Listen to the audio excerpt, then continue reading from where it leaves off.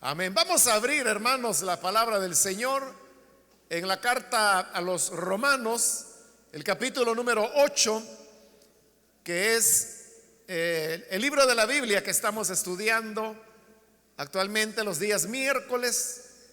Hemos ido avanzando versículo a versículo y nos encontramos ahora en el capítulo número 8, donde vamos a leer la palabra de Dios.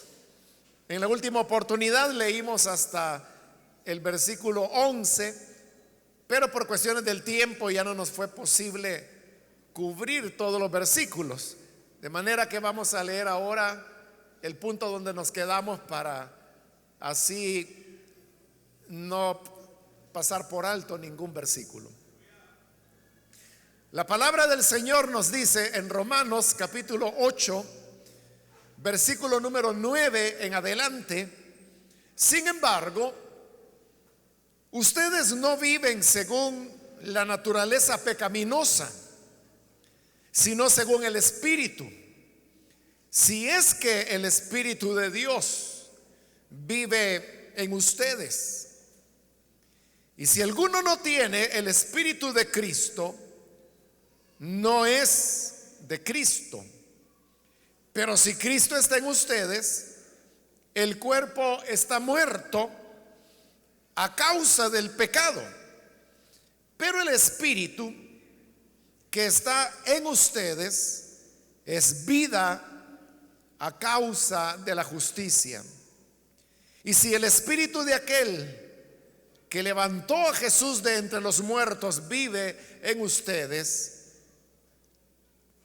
también el mismo que levantó a Cristo de entre los muertos también dará vida a sus cuerpos mortales por medio de su Espíritu que vive en ustedes. Por tanto, hermanos, tenemos una obligación, pero no es la de vivir conforme a la naturaleza pecaminosa. Porque si ustedes viven conforme a ella, morirán. Pero si por medio del Espíritu dan muerte a los malos hábitos del cuerpo, vivirán.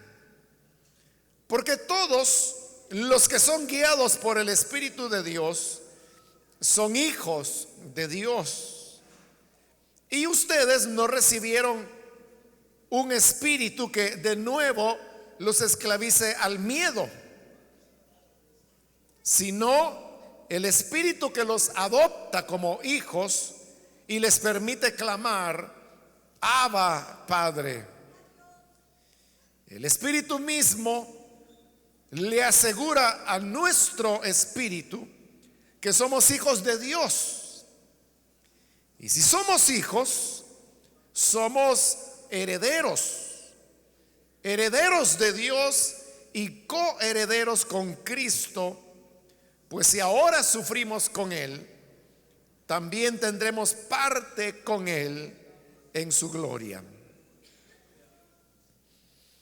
Amén. Hasta ahí dejamos la lectura. Pueden tomar sus asientos, por favor, hermanos.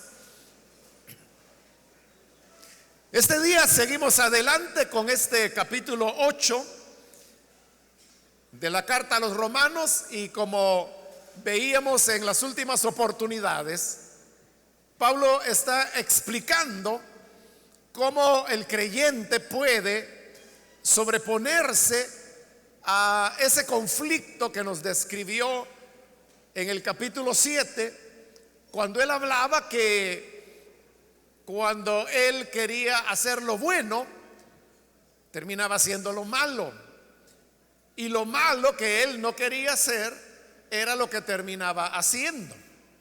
Eso lo llevó a una conclusión que es con la que termina el capítulo 7, cuando él dice que descubre que el mal está en él, en su cuerpo, y por eso él pregunta: ¿quién me va a librar de este cuerpo de muerte? Y él mismo da la respuesta cuando dice: gracias sean dadas a Dios por Jesucristo nuestro Señor. Es decir, Jesús es quien nos puede librar de nuestro pecado de nuestro cuerpo de muerte y por lo tanto también de la esclavitud al pecado bajo la cual estamos sometidos.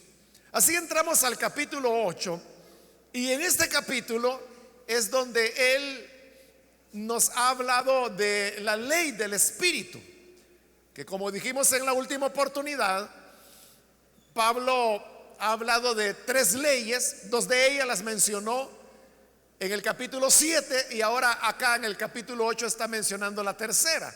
La primera dijimos que era la ley de Moisés, la segunda la que él llamó la ley del pecado, y en este capítulo 8 nos ha presentado la ley del Espíritu. La ley del Espíritu es superior y vence a la ley del pecado. Por lo tanto, dice, ese conflicto anterior de que el creyente quiere hacer lo bueno pero termina haciendo lo malo, se resuelve por medio de la ley del Espíritu, la cual es una ley superior y que nos puede libertar de la ley del pecado. Eso se puede lograr cuando el creyente camina en la nueva naturaleza. Eso es lo que Pablo llama andar o caminar en el Espíritu, que es el tema que estuvimos desarrollando en la última oportunidad.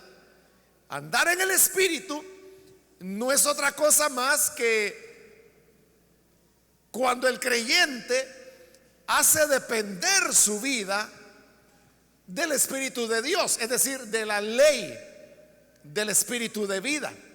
Y por eso decíamos en la última oportunidad que la vida cristiana no se trata, hermanos, de reglamentos, de prohibiciones, de regaños, de amenazas, de espías, de cámaras ocultas, de micrófonos escondidos. O sea, no es nada de eso, sino que la persona que verdaderamente ha nacido de nuevo, mora en él una ley superior que es la ley del Espíritu de vida. Entonces el creyente lo que debe hacer es mantenerse bajo el mando o la autoridad de la ley del Espíritu, y de esa manera podrá vencer la ley del pecado que está en su cuerpo. Ahora, bajo esta nueva condición, Pablo dice de que tenemos los creyentes 2 opciones. Una opción sería andar conforme a los deseos pecaminosos del cuerpo, los deseos de la naturaleza pecaminosa que heredamos desde Adán. Y por eso él decía, ya al final de los versículos que vimos en la última ocasión, que el que piensa o enfoca sus pensamientos en las cosas pecaminosas del pecado terminará por cosechar la muerte. Pero el que se enfoca en pensar en las cosas del Espíritu terminará por cosechar vida eterna. Entonces la invitación que él nos hace es a andar en el Espíritu, lo cual no es fácil, porque con eso exactamente terminábamos en la última oportunidad. Y es cuando él dice que la naturaleza pecaminosa que está en nosotros no puede, pero tampoco quiere sujetarse a la voluntad de Dios. En eso consiste la lucha del día a día de todo cristiano. Y es que, por decirlo de una manera figurada, a nosotros nos toca ir cuesta arriba. O lo podemos también decir, nos toca ir contra corriente.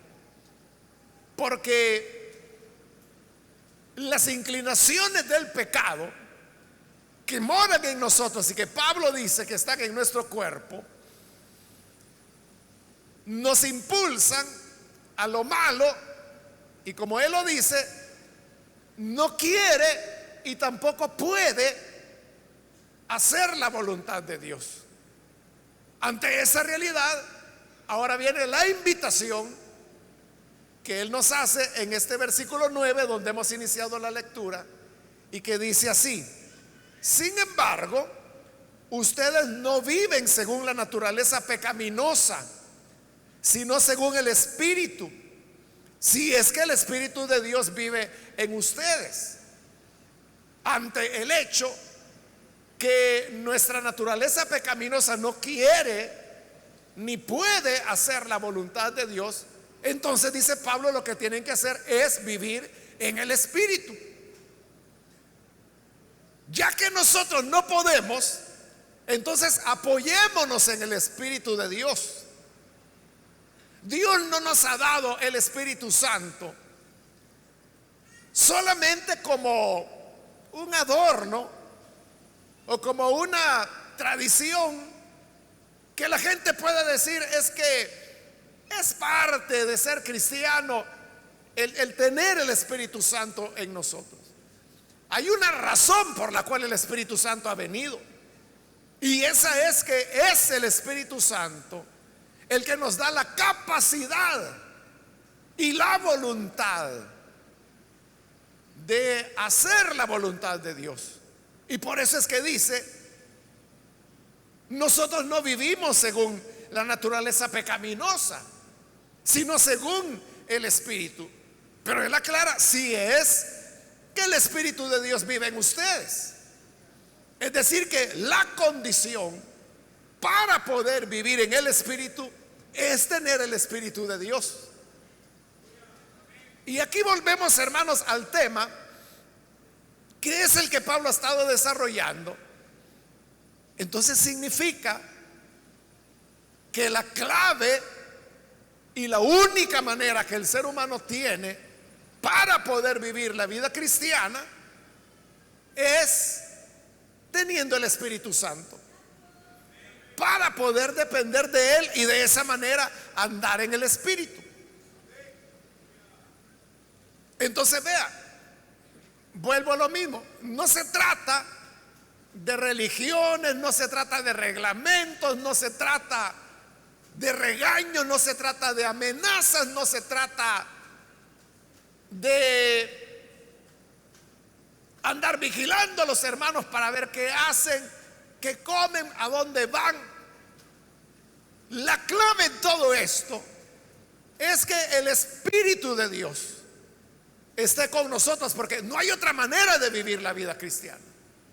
Si una persona no tiene el Espíritu de Dios, es por demás. A esa persona usted le puede decir: mire, no diga estas palabras, haga así, haga asá, vístase así, use estos zapatos. Usted le puede decir todo eso.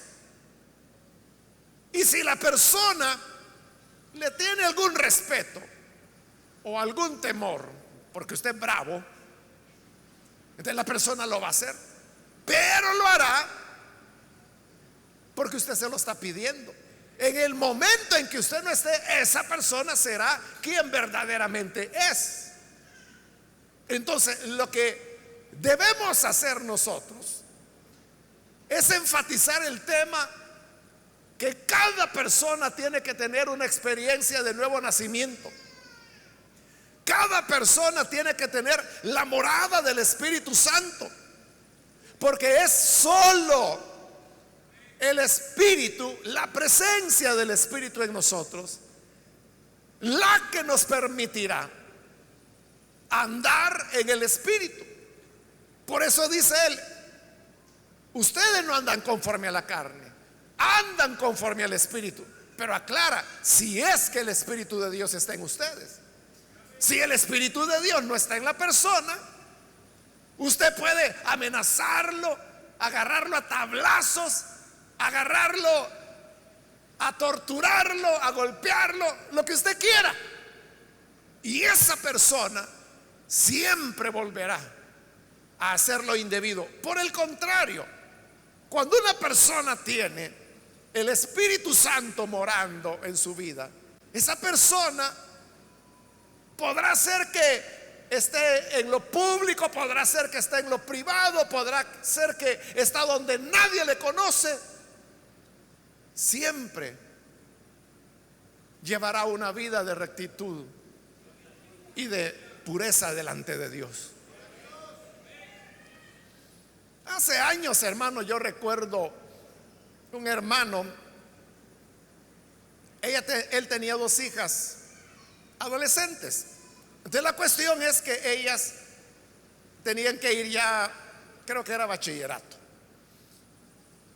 Pero este hermano, sus recursos económicos, hasta ese momento, él las había tenido a estas 2 niñas en colegios cristianos privados, pero ya pagar las colegiaturas de bachillerato, él ya no podía. Él había hecho un esfuerzo para llevarlas hasta 9º. Estas niñas, hermanos, tenían años de estar en la iglesia. O sea, yo las conocí cuando ellas tenían como 9, 10 años. Y eran de esas niñas que no están jugando, que verdaderamente aman al Señor, que tenían una experiencia con Él. Bueno, la mayorcita, si no soy mal, era diaconisa de la iglesia. Y la otra, que era un poquito menor, no había mucha diferencia de edades entre ellas, era maestra de escuela bíblica, eran buenas niñas. Este hermano vino preocupado y me dijo: hermano, fíjese que ya el otro año a mis hijas les toca ir a bachillerato y yo ya no puedo continuarles pagando a un colegio cristiano. Entonces la única opción que le quedaba era enviarlas a un instituto. Y el Instituto Nacional, que les quedaba más cercano a ellos, pues tenía la reputación de que ahí los muchachos y muchachas que iban eran tremendos. O sea, se sabían muchas cosas que ocurrían de conducta dentro de eso. Entonces él me decía: yo tengo temor de enviar a mis hijas ahí, pero tampoco las puedo dejar sin educación. Entonces, ¿qué hago? Me dice: ¿qué me recomienda usted? Pero sabiendo, hermanos, la clase de niñas que eran ellas, que como le digo, yo tenía ya para entonces unos mis 8, 9 años quizás de conocerla. Entonces yo sabía la clase de hijas que tenía. Entonces yo le dije lo mismo que le estoy diciendo en este momento: hermano, pues hoy llegó el momento, le dije, en que lo que usted ha cultivado en sus hijas es el momento de la cosecha. Yo sabía que ellas amaban al Señor y yo le dije: mire, aquí es donde usted tiene que confiar en la obra que el Señor ha hecho en ellas. Ellas son buenas niñas, son entregadas. Esa era la vida de ellas. Ellas no habían tenido una vida de mundo, nada de eso.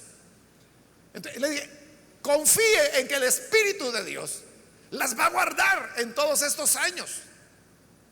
Entonces, él me entendió la idea que él no podía cuidar a sus hijas más o mejor que lo que el Espíritu Santo puede hacerlo. Entonces, era confiar que la obra que el Espíritu, bueno, y que la presencia del Espíritu en la vida de cada uno de nosotros es una realidad, no es un invento, no es una emoción. El hermano lo hizo, las colocó en el instituto. Bueno, las 2 se graduaron y no hubo ningún cambio en la vida de ellas. Ellas siguieron amando al Señor. Es cierto que tenían compañeritos que eran vulgares, léperos, como decimos a veces, y ellas eran niñas jovencitas, pero se mantuvieron en su integridad. Bueno, esas adolescentes de las que le hablo, de esa época, porque eso fue hace años, hoy ya ellas son mujeres, ya se casaron, ya tienen hijos. Ya tuve el gusto de conocer a los hijos, que ahora los hijos de ellas son adolescentes. Pero es esa clase de niños y de niñas, porque tienen varones y niñas, que cuando uno los ve, uno sabe, se les ve la pureza a esos hijos. Y yo las he felicitado a ellas, porque les digo: sus hijos son como fueron ustedes. O sea, esas niñas que se les notaba que eran puras, esa pureza se les ve a sus hijos. De eso es de lo que estamos hablando. Que no se trata, hermanos, andar detrás de un garrote, detrás de la gente, y decirle, vaya pues, hermano, si lo veo ahí con una mala mirada, yo le voy a dar en la cabeza en el nombre de Jesús. O sea, eso no endereza a nadie. Si el Espíritu Santo no puede cambiar a la persona, olvídese, ahí no hay religión, no hay diácono bravo, no hay pastor malcriado, no hay insulto que pueda, ni amenaza que pueda cambiar a las personas. Solo el Espíritu de Dios puede hacernos vivir dentro de su voluntad. Por eso es que Pablo dice, ustedes andan en el Espíritu, si es que el Espíritu de Dios vive en ustedes. Y añade, y si alguno no tiene el Espíritu de Cristo, no es de Cristo. Así de sencillo. Si alguien dice, pero vea, yo he luchado, yo sé lo que es bueno y lo que es malo, pero no puedo hacer lo bueno. Pero ya vimos que el creyente hace lo bueno porque vive en el Espíritu. Y vive en el Espíritu porque tiene el Espíritu de Dios. Pero si alguien dice, yo no siento ese apoyo, yo no siento esa fuerza, no, mire, a mí ganas de pecar me dan. A mí nunca me dan ganas de ir a la iglesia. Yo nunca siento deseos de orar. Leer la Biblia me duerme. Las predicaciones me aburren. Y con la excusa que voy al baño, me voy a dar una vuelta por el parqueo mientras terminan. ¿Qué es el problema con esa persona? No tiene el Espíritu. Y el que no tiene el Espíritu, sencillo, dice Pablo, no tiene a Cristo.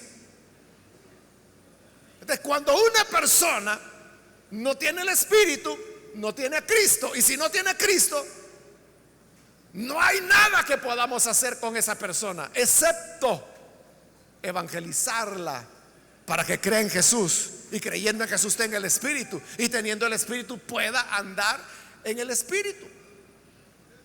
No hay otra manera. No hay otra manera.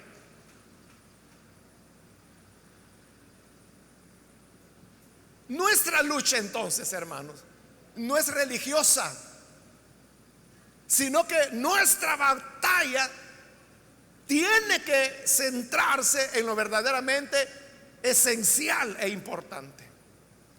Y lo esencial es una sola cosa: que las personas tengan la experiencia del nuevo nacimiento, que tengan a Cristo, para que teniendo a Cristo puedan tener el Espíritu Santo. Y teniendo el Espíritu Santo, ahí sí podrán andar en el Espíritu. En el versículo 10, Pablo continúa diciendo, pero si Cristo está en ustedes, el cuerpo está muerto a causa del pecado, pero el Espíritu que está en ustedes es vida a causa de la justicia. Entonces vea, él dice, el que no tiene a Cristo no tiene el Espíritu y no puede andar en el Espíritu. Pero el que tiene a Cristo, el que sí lo tiene, el cuerpo está muerto a causa del pecado. Y ahí se está refiriendo al cuerpo físico, que dice que está muerto. ¿Qué quiere decir Pablo cuando dice que nuestros cuerpos están muertos? Quiere decir lo que él ha explicado en el capítulo 5, que el pecado pasó a los hombres y así la muerte vino a todos los hombres. O como lo dice quizás más claro Ezequiel, el alma que pecare, esa morirá. Entonces, la cosecha del pecado es la muerte. Y todos hemos pecado. Ya lo vimos en el capítulo 5. Pablo dijo, el pecado entró por un hombre y así pasó a todos los hombres. Entonces todos hemos pecado. Como consecuencia de ese pecado, nuestro cuerpo, dice, está muerto. en el sentido de que ya hay una sentencia de muerte que se ha emitido para él. Solo se está esperando que se cumpla. Así, hermanos, hay diferentes países que todavía tienen la pena de muerte, y algunos condenan a alguien a muerte e inmediatamente lo ejecutan. Pero hay otros países que no, como por ejemplo los Estados Unidos, que una persona puede ser condenada a muerte, pero ejecutar la sentencia a veces puede tomar 10, 13, 15 años. Por varios motivos, por cuestiones de que hay instancias a las cuales la persona puede apelar, porque hay que asegurarse que no vaya a ser que de repente salgan elementos de prueba que demuestren que la sentencia está equivocada. Entonces, para no aplicar la pena de muerte, que es irreversible, a una persona que era inocente, entonces se deja que pase todos los tiempos de prescripción, hasta que cuando todo está agotado, entonces se ejecuta. Pero eso puede tomar años. Así es con la muerte del pecado. Nuestro cuerpo está muerto, está condenado a muerte porque pecamos, y un día la pena se ejecutará. Es decir, todos moriremos físicamente, todos moriremos. La enfermedad, el envejecimiento son como los síntomas que van indicando que el cuerpo está muerto. Entonces, en la medida que el tiempo va pasando, se va manifestando que hay muerte en nuestros cuerpos. La vista comienza a cortarse, nos vamos poniendo un poco sordos, comienzan enfermedades, que la presión, que el azúcar, que el reumatismo, que la artritis, etcétera. Es decir, que progresivamente la sentencia de la muerte se va manifestando en nuestra vida, hasta que llegará un momento cuando la sentencia se cumplirá. Y esto que la Biblia dice, nuestros cuerpos están muertos, se hará una realidad. Ahora, paradójicamente, porque es una paradoja, que dice que nuestro cuerpo está muerto a causa del pecado que cometimos. Pero dice, el espíritu que está en ustedes es vida a causa de la justicia de Cristo. Que por la justicia de Cristo tenemos el espíritu, pero este es un espíritu de muerte, perdón, de vida. De vida, porque el Espíritu Santo no tiene ninguna relación con la muerte.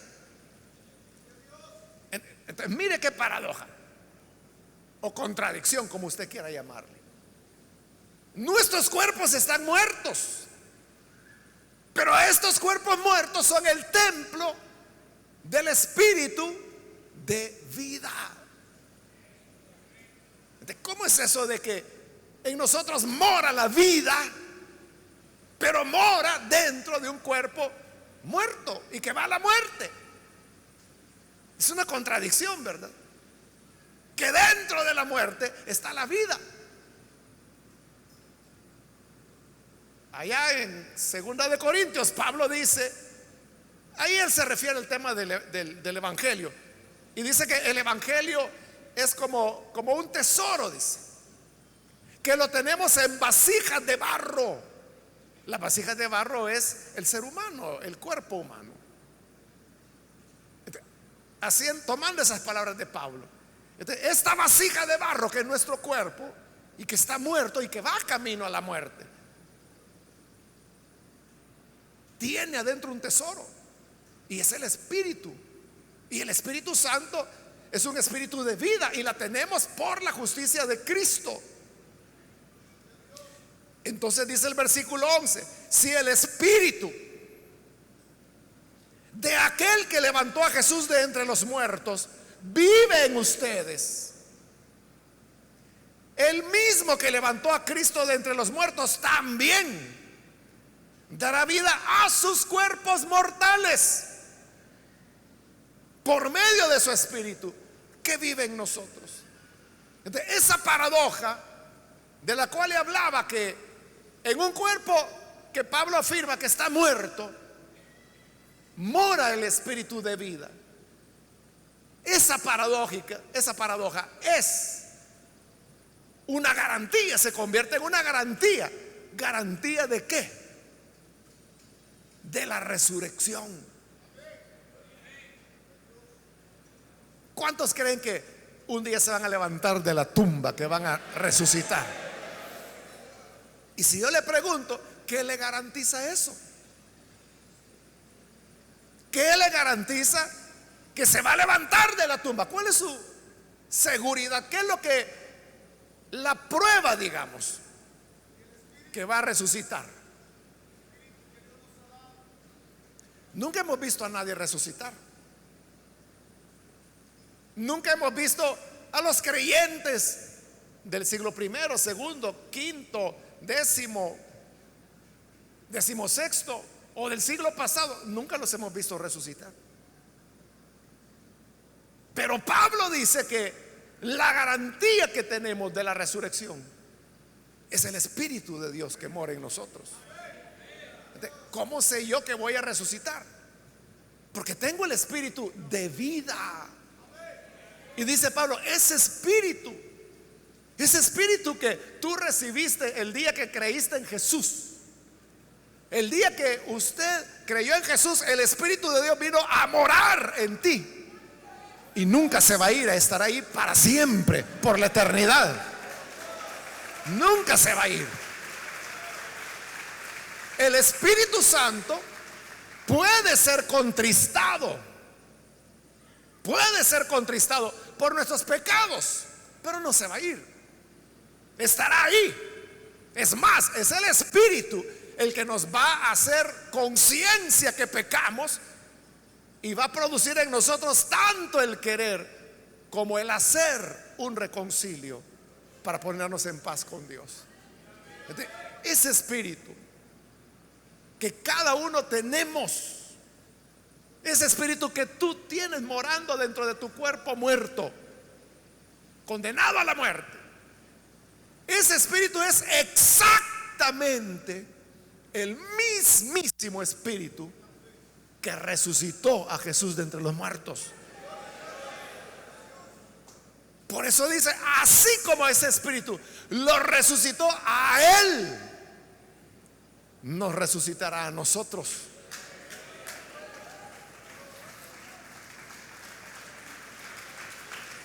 Dice, el mismo que levantó a Cristo de entre los muertos también dará vida a sus cuerpos mortales por medio de su espíritu que vive en ustedes. ¿Cómo sé que voy a resucitar? Porque el Espíritu Santo mora en mí. Por eso yo le decía, el Espíritu Santo no es decorativo. El Espíritu Santo no es un accesorio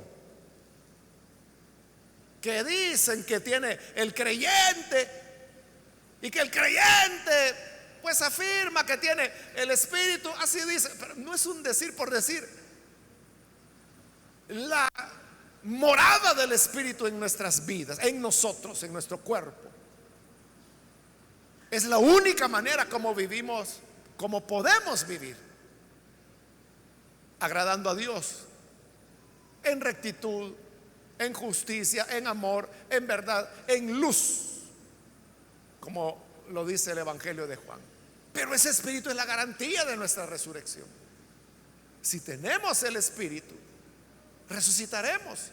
Si no lo tenemos, no somos de Cristo. En el versículo 12, Pablo retoma el tema y dice, por tanto, hermanos, tenemos una obligación, pero no es la de vivir conforme a la naturaleza pecaminosa. Note, Pablo está diciendo, todos los que creemos, tenemos una obligación. Esa obligación no es vivir conforme a la naturaleza de pecado. Entonces, ¿cuál es nuestra obligación? ¿Cuál es nuestra obligación? Si nuestra obligación no es vivir conforme al pecado, ¿cuál es nuestra obligación? Bueno, el hermano dice ahí vivir en santidad. Hay varias maneras de decirlo, pero Pablo no lo dice. Ahí termina el versículo 12 y en el 13 usted puede ver que cambia de tema. Claro, lo que uno debería esperar es que él dijera, tenemos una obligación, y eso no es vivir conforme a los deseos pecaminosos. La obligación es vivir de acuerdo al Espíritu. Esa sería la idea. Pero esa segunda parte Pablo no la dice, sino que como él hizo mención que no es nuestra obligación vivir conforme a la carne, se le vino otra idea a él, que es la del 13. Porque si viven conforme a la carne, conforme a ella, morirán. Ya no completó la frase. Recuerde que Pablo, como lo dijimos al principio, él dictaba la carta, no la escribía. Entonces él iba hablando, dictando, y era otra persona la que iba escribiendo. Cuando vimos la introducción a Romanos, no sé si lo recordará, pero dijimos que en lo que hoy nosotros llamamos Romanos, realmente hay dos cartas. La primera carta, que es propiamente la de Romanos, que va desde el capítulo 1 hasta el 15. Pero a esa se le juntó otra carta más, que es el capítulo 16. Cuando lleguemos ahí le voy a explicar por qué, ¿verdad? Pero el capítulo 16 es una carta de recomendación. Esa carta de recomendación, cuando ya Pablo la está terminando de dictar, ya casi para terminar, el secretario de Pablo que estaba copiando se introduce y dice, y yo también lo saludo, yo Tercio, quien escribió la carta. Él era el que estaba escribiendo mientras Pablo dictaba. Pero esa es la carta de recomendación que aparece en el capítulo 16, que no fue dirigida a los romanos, sino que fue dirigida a los efesios. Pero eso lo vamos a ver cuando lleguemos ahí. Pero ¿quién habrá sido el secretario de Romanos? Pudo haber sido el mismo Tercio, pudo haber sido otro, pudo haber sido no uno, sino que varias personas, porque una carta de esta extensión tomaba varios días. Entonces, el hecho es que Pablo está dictando. Entonces, en ese dictado ocurre, hermanos, lo que nos ocurre a todos. Cuando estamos hablando que podemos estar desarrollando un pensamiento, y mientras desarrollamos ese pensamiento se nos viene otra idea y la introdujimos y ya no completamos el argumento o el pensamiento que teníamos anteriormente. Cuando vimos la introducción de Romanos, yo le dije que Pablo es sorprendente la capacidad que él tenía de iniciar un pensamiento, introducir otro, a veces un tercero, luego volver al segundo y luego volver al primero. O sea, tenía esa capacidad intelectual. Sorprendente, que eso no es fácil hacerlo, pero era humano. Y por ejemplo, en este caso le ganó la emoción y ya no completó la frase.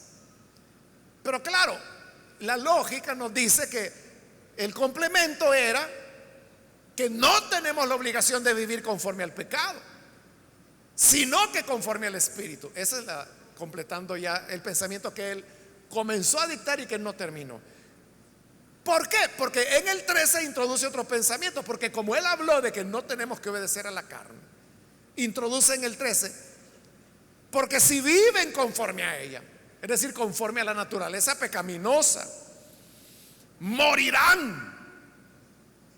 Eso ya lo dijo, lo vimos la semana anterior,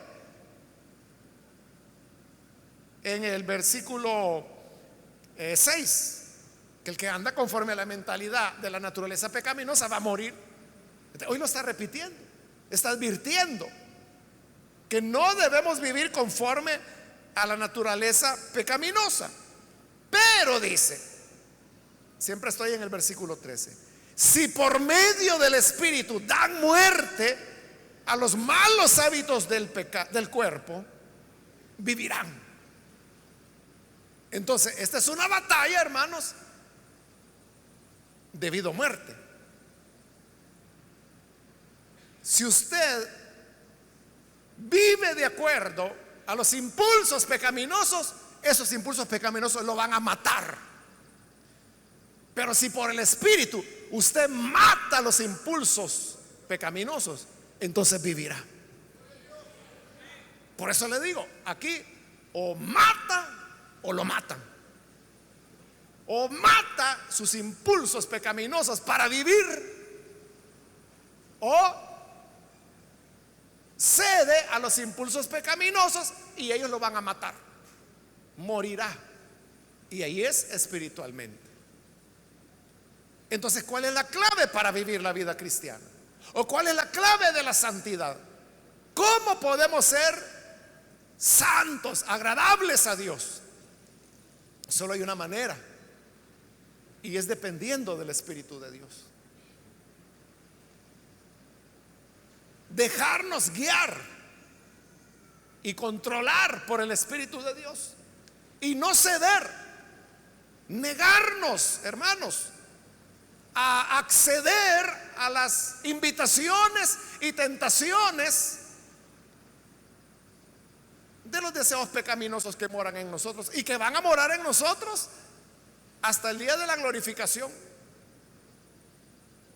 Hay gente que dice, hermano, ayúdame a orar para que el Señor quite de mi mente estos deseos que tengo. Nunca te los va a quitar. Es que Él no ha prometido que te los va a quitar. Lo que Él ha prometido es que te da el Espíritu de Dios para que puedas vencer esos deseos o esos pensamientos de tu mente. Esa es la clave para llevar una vida que al Señor le agrade. Ahí en el versículo 13, hermanos, dice que si por medio del Espíritu dan muerte a los malos hábitos del cuerpo, vivirán. Y la palabra que aparece en el original es la palabra cuerpo. No es carne como lo traduce Casiodoro de Reina o la Reina Valera, porque la Reina Valera dice: si por el Espíritu hacéis morir las obras de la carne. Pero en griego no dice carne, que es la palabra sarx, sino que usa la palabra soma, que significa cuerpo. Por eso es que la NBI traduce: si hacéis morir los malos hábitos del cuerpo, porque eso es lo que escribió Pablo. Entonces mire qué cosas, que siendo la Reina Valera, como otras veces le he explicado, una traducción literalista, aquí no se fue a la literalidad, sino que se tradujo carne porque a Casiodoro de Reina le pareció que a eso se estaba refiriendo Pablo. Y en cambio la NBI, que no es literalista, sino que es una traducción dinámica que busca que la gente entienda el sentido, se apegó más que la Reina Valera y tradujo como dice el original: cuerpo. Cosas, curiosidades, ¿verdad?, de los traductores. Pero entonces lo que está diciendo es que los malos hábitos están en nuestro cuerpo. El cuerpo es el que se habitúa, como lo dijo en el capítulo 6, que si presentamos nuestros miembros como instrumentos del pecado, nos volvemos esclavos del pecado. Más si los presentamos como instrumentos de justicia, nos volvemos esclavos de la justicia de Dios. Por eso dice que hay que hacer morir los hábitos pecaminosos que están en nuestro cuerpo, para que podamos vivir y ser agradables al Señor. El versículo 14: porque todos los que son guiados por el Espíritu de Dios son hijos de Dios. Eso es lo que yo le estaba diciendo hace un momento. Le decía que la clave para una vida cristiana, para una vida de santidad, una vida que de verdad le agrade a Dios, yo le dije, es dejarnos guiar por el Espíritu de Dios. Y es lo que Pablo está diciendo hoy ahí. Los que son guiados por el Espíritu de Dios, esos son hijos de Dios. Entonces no es, hermanos, que las personas que reflejan santidad, usted sabe que hay gente que se les nota la santidad. Estas personas son así, no por una disciplina personal, no porque pasen en ayuno y en vigilias todo el tiempo. Es simple y sencillamente que se dejan guiar por el Espíritu de Dios. El Espíritu de Dios es real. El Espíritu de Dios mora en usted, en cada uno de nosotros. Y el Espíritu de Dios nos habla. Piense en esto. Cuando usted se siente tentado a hacer algo, lo que sea, y si de alguna razón, o por alguna razón, o por descuido, que en la base eso es siempre, usted ya comienza a caminar hacia ese pecado, comienza a actuar para ceder a esa tentación, dígame, ¿qué siente usted? Dígame si no siente en su interior que hay algo que ya le está diciendo, cuidado. Es como una luz de alarma que se enciende y que le dice, cuidado, cuidado, cuidado. O dice usted, no, yo no siento nada, a mi emoción me da que voy a pecar. No, entonces tú no eres de Cristo, tú no tienes el Espíritu de Dios. Pero yo estoy hablando a gente que tiene el Espíritu de Dios. El que tiene el Espíritu de Dios, cuando la tentación viene, y recuerde que la tentación en sí es inevitable. La tentación en sí no es pecado. Jesús mismo fue tentado. El problema es que cuando ante esa tentación nosotros comenzamos ya a dar pasos siguiendo esa tentación, cuando vamos ya encaminándonos a hacer eso, ahí donde adentro se enciende esa luz. Y es lo que dice las cartas de Juan. Si nuestra conciencia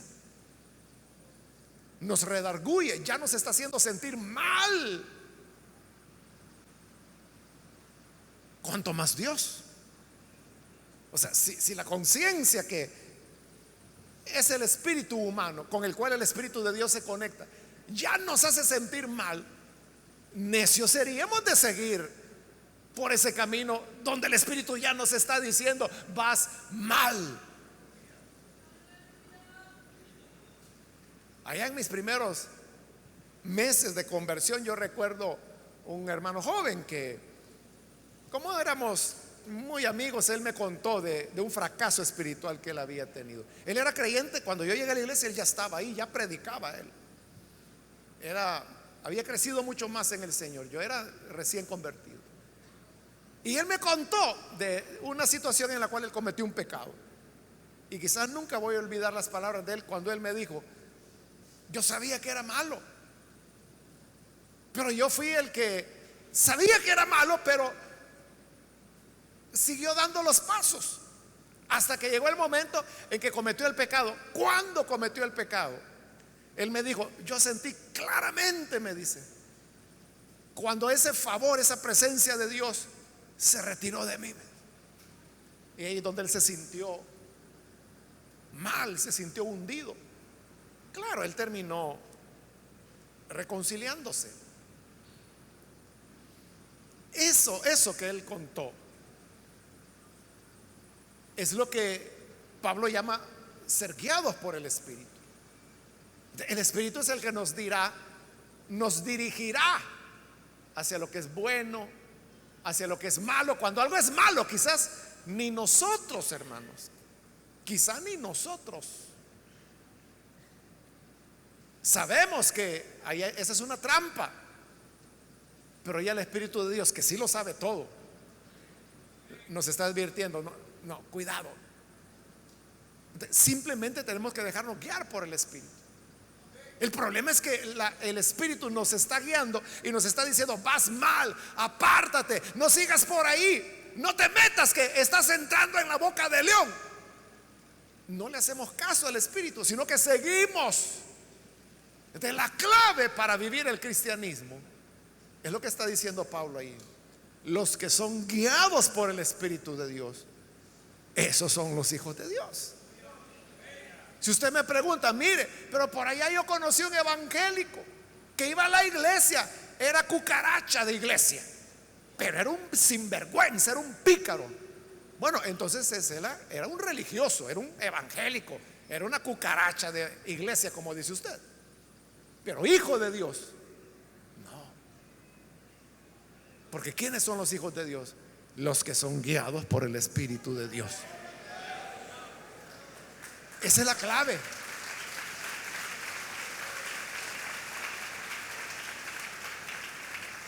Entonces note, el vivir la vida cristiana no es una cuestión de carácter, no es una cuestión que uno nació en la iglesia, nació en cuna cristiana y que nunca conoció el mundo, y como nunca estuvo en el mundo, él es un buen cristiano. No, hermano, nosotros podemos venir de los peores pozos de pecado. Podemos ser como la mujer samaritana que venía de una vida de pecado. Podemos ser como Magdalena, que tenía 7 demonios. Podríamos ser como Zaqueo, que era un estafador, un ladrón profesional. Podemos ser los publicanos, las prostitutas que seguían a Jesús, pero que el Señor decía, ellos están entrando en el reino de los cielos. Podríamos ser eso, pero si somos guiados por el Espíritu de Dios, podemos llevar una vida auténticamente cristiana. Esa es la clave. Versículo número 15. Y ustedes no recibieron un espíritu que de nuevo los esclavice al miedo. ¿A qué se refiere Pablo con eso de que tenemos un espíritu que nos va a esclavizar de nuevo al miedo? Se está refiriendo a la ley. La ley es la que nos infunde miedo, porque no la podemos cumplir. Ese fue su argumento allá en el capítulo 2, que lo pasamos hace algún tiempo. Entonces, la ley solo nos infunde un espíritu de miedo, el miedo de saber que uno no puede agradar a Dios. Entonces dice, este espíritu que Dios nos ha dado no es el espíritu de la ley que nos vuelve a la esclavitud del miedo, sino, dice, el espíritu que los adopta como hijos, y eso habla de una ternura, y les permite clamar, Abba, Padre. Esa libertad que Jesús nos dio de dirigirnos a Dios como Padre. Busque usted en el Antiguo Testamento si alguna vez alguien se atrevió a decirle Padre a Dios. Nadie. Pero dice que el Espíritu que hemos recibido, como nos adoptó como hijos, nos ha dado una confianza tal que podemos decirle a Dios, Abba, Padre. Abba es arameo,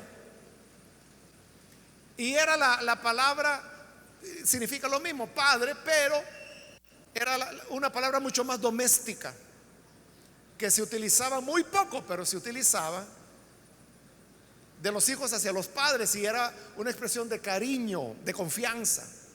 Y digo muy poco porque en esa época, recuerde que al padre se le veía como una figura de autoridad.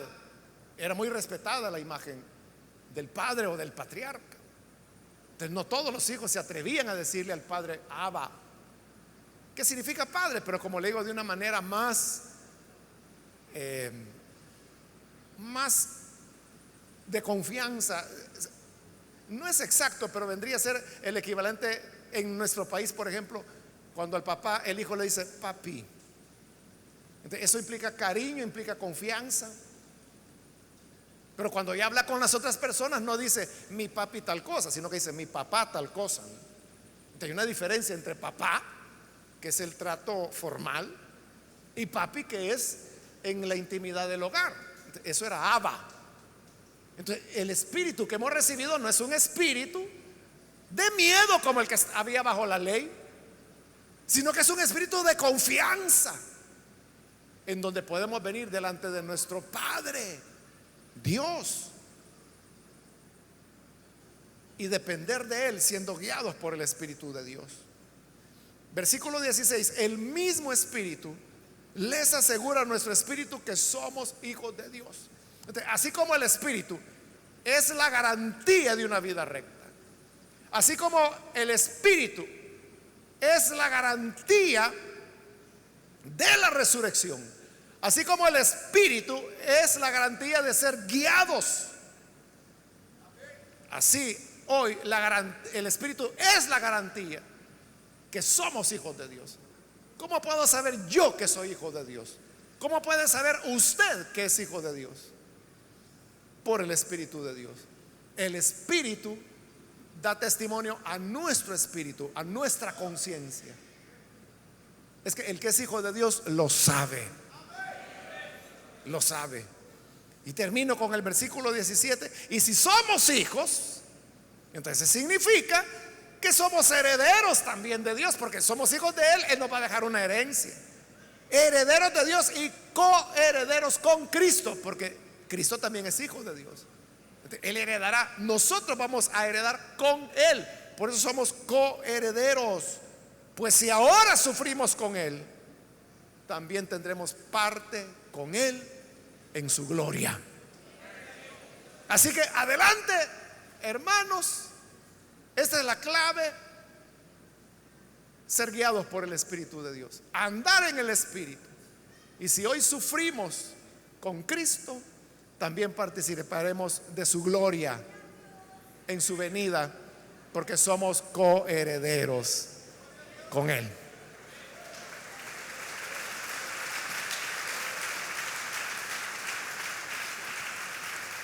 Vamos a cerrar nuestros ojos. Padre, gracias te damos por las personas que están aquí al frente, que vienen reconociendo su necesidad espiritual y a la vez reconociendo que por sí mismos no podrán jamás llevar una vida de rectitud, de integridad, sino solamente siendo guiados por tu Espíritu.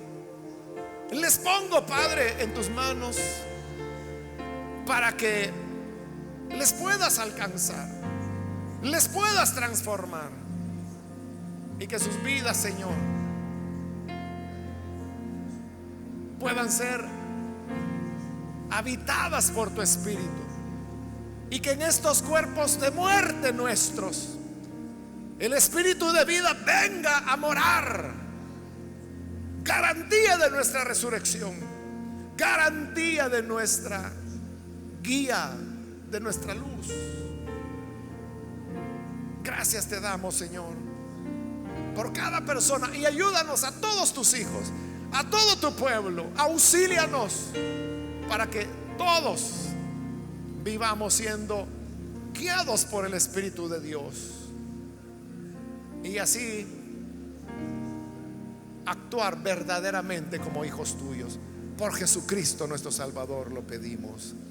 Amén. Amén. Amén.